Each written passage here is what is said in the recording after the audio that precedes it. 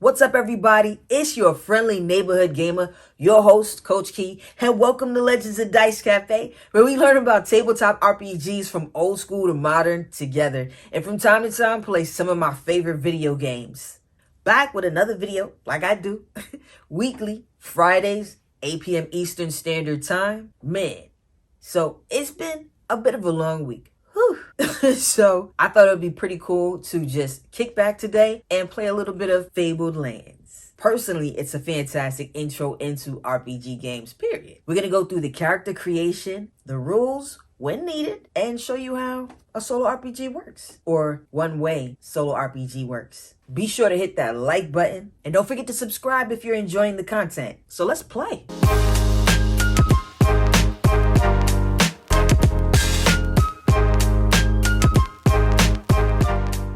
This was the second solo RPG I played. The first one, I actually soloed the D&D 5th edition starter set module called Dragons of Stormwreck Isle. And I didn't have anybody else to play with and I wanted to learn. I thought playing solo would be a fantastic way to learn. So I got this book called DM Yourself and I took a few notes and from there, I ran it solo. And I actually had a good time. And then eventually I stumbled upon Fabled Lands. Fabled Lands has a bunch of different books and you can begin your adventure in any which one of those books. I started my adventure on this one. I thought it'd be really cool to start with the other book and start a new adventure through this one. I got these off of Amazon. They're typically $10. I'm going to build a brand new character and start that character in this adventure. It has a map in the beginning, Fabled Lands, different locations. I'm pretty sure these are different locations that are in each individual book. Like the first one I have, the adventure began here. Sakara, I'm not sure if that's how you pronounce it the correct way, but it's a pretty cool map. I'm learning how to create maps, and speaking of map, my very first map of a village, or my village in my adventure that I'm currently playing through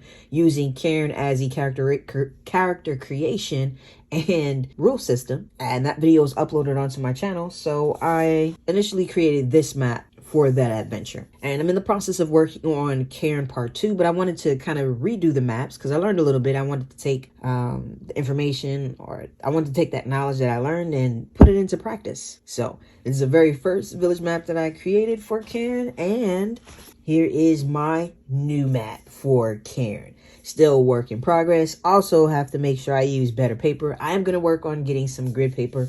But in the meantime, in between time, this is all I have to work with. So boom. Anyway, and anytime, even if I'm not moving my adventurer, my miniature around the board, I like to have it handy dandy. So boom. Adventuring in Fabled Lands. Fabled Lands is unlike any other solo role-playing game. The reason is that you can play the books in any order, coming back to earlier books whenever you wish. You need only one book to start. By collecting other books in the series, you can explore more of the rich fantasy world, which I think is super cool. So it says we start off as a 3rd rank wanderer in this book, which is over the Blood Dark Sea, gaining in power, wealth, and experience throughout the series. Ability scores will change during your adventure, but can never be lower than 1 or higher than 12. Then it goes into each one with charisma, combat, magic, sanctity, a gift of divine power and wisdom, scouting, and thievery. And then you have your professions. Not all adventurers are good at everything. Everyone has some strength and some weaknesses.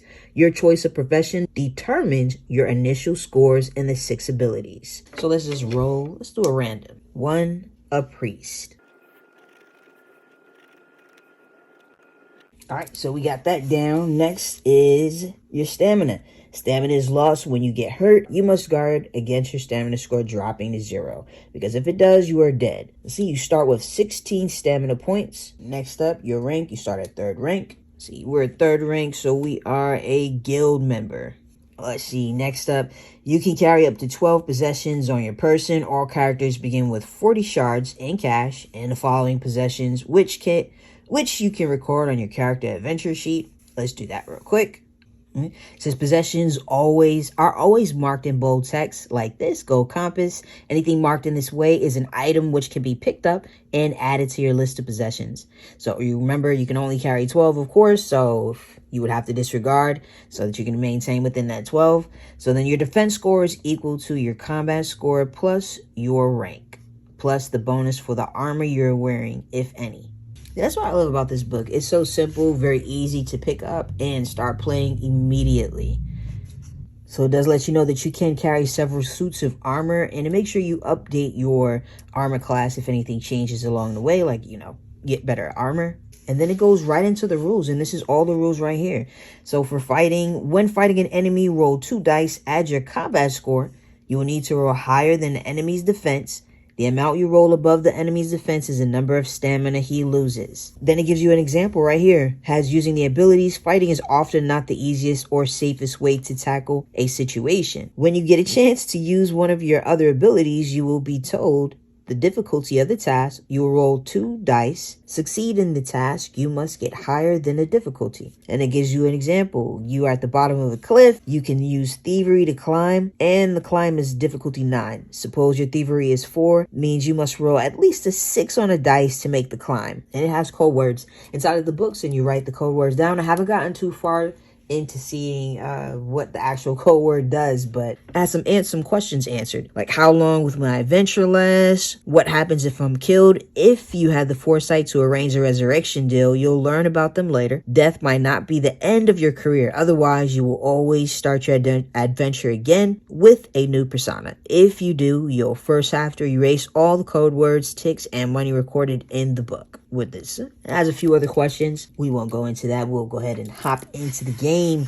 And then here goes the quick rules, which we'll be referencing because, again, this game is still fairly new to me and stuff. And then we begin our adventure. Number 1, you are alone in an open boat waiting for death. How your life has changed since the day when you set out from your homeland across the unbound ocean. You had signed up on aboard a ship with hope of visiting a dozen ports, seeing thousands of wonders, but calamity overtook your voyage in the first week. When pirates swooped down upon the vessel, you and a handful of shipmates managed to get the cutter down into the water and were making off. Some of the pirates leaped down from the rail right into your midst. The fighting was hard. You remember little of it now, but when it was over, the boat was awash with blood, and you were the only one left alive. Of your own ships and the pirates, there was no sign. The current had carried you out of sight of any living thing. Best not to think how you survived since then. At the mercy of the wind and the currents, you have been swept steadily westwards into regions completely unknown to you. Drinking water has been your biggest problem. You've had to rely on rain, and there has been none for days. Your body is weak, your spirits low. Then, just as death seems ready to draw his boat alongside, you see something kindles new hope. With white clouds, birds turning above, the gray hump of land on the horizon, steering towards the shore, you feel the cutter lurch as it enters rough water. The wind whips up plumes of spindrift and breakers pound the cliffs. The tiller is yanked out of your hands. The little boat is spun around out of control and goes plummeting towards the coast. You leap clear at the last second. There's a snap of timber, the roaring crescendo of the waves, and then silence. You go under, striking out widely. You try to swim clear, then suddenly a wave catches you and flings you contemptuously onto the beach. You are battled and bedraggled, but alive. Now your adventure begins. Roll 2 dice. Boom, boom, boom. Alright, let's do it. I got a 9. So you score 8 to 9. Turn to section 313. Here we are. You drag yourself up a beach of large pebbles strewn with fronds of seaweed. Lying for a few hours in the weak sunshine goes some way to restoring your strength, and you manage to stagger inland to look for signs of habitation. The landscape is desolate and windswept, but you can see a few sheep grazing on the hillsides. Now it says go to section 436. Dun dun dun. See, 436, you must fend for yourself, surviving on little more than wild berries and cold spring water. Wild berries sound pretty good. Spring water while you scour the bleak hills. Make a scouting roll at a difficulty of 14. Oh, here we go. These dice sometimes don't do me good. Let's see, so scouting, boom, boom, scouting, 5. Ooh, 9 plus 5, that's a 14. I failed. Failed scouting roll, turn to 601. An icy downpour forces you to a shelter in a lonely barn where you are reduced to eating some of the fodder left for the animals. By daybreak, you have a fever and are in no condition to put up a fight when you are discovered by the owner of the barn. The Reavers will give me a reward for capturing you, he says. Mother, way to kick a man when he's down. Way to kick a man when he's down. Let's see, you got a 472. Look, I said I had a long week, and look how we're already starting the adventure off.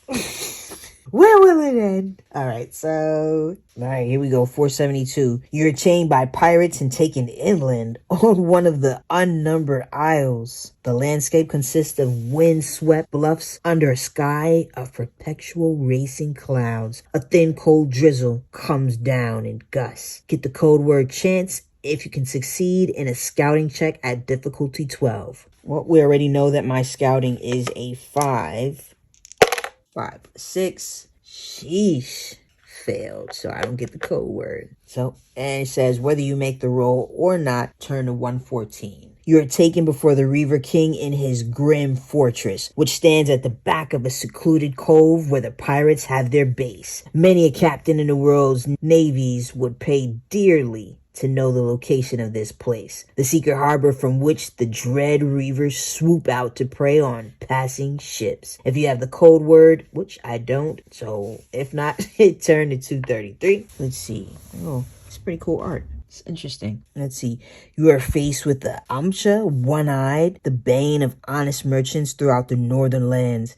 If you imagine that he would wear an eye patch, you are mistaken.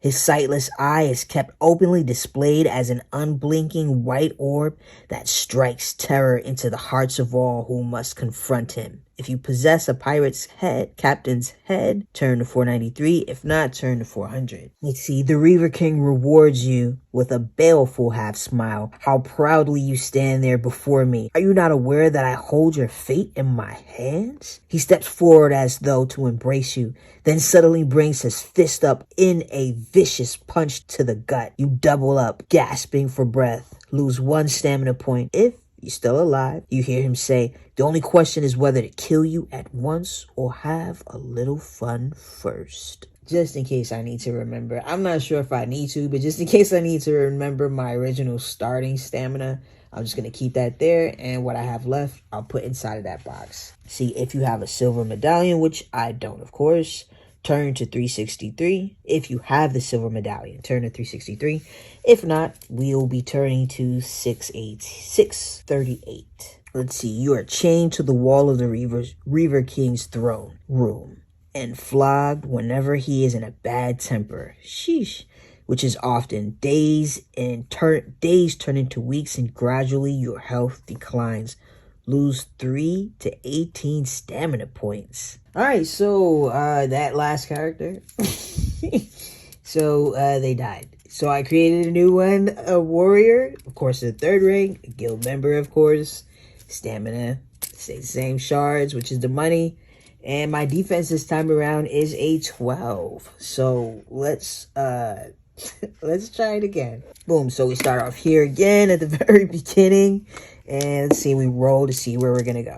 Let's see, 6. So we're going to turn to page 505. Surf pounds on white sand at the back of the beach in a wall of gray rocks covered with hanging ferns. It is a classic desert island. Turn to 177.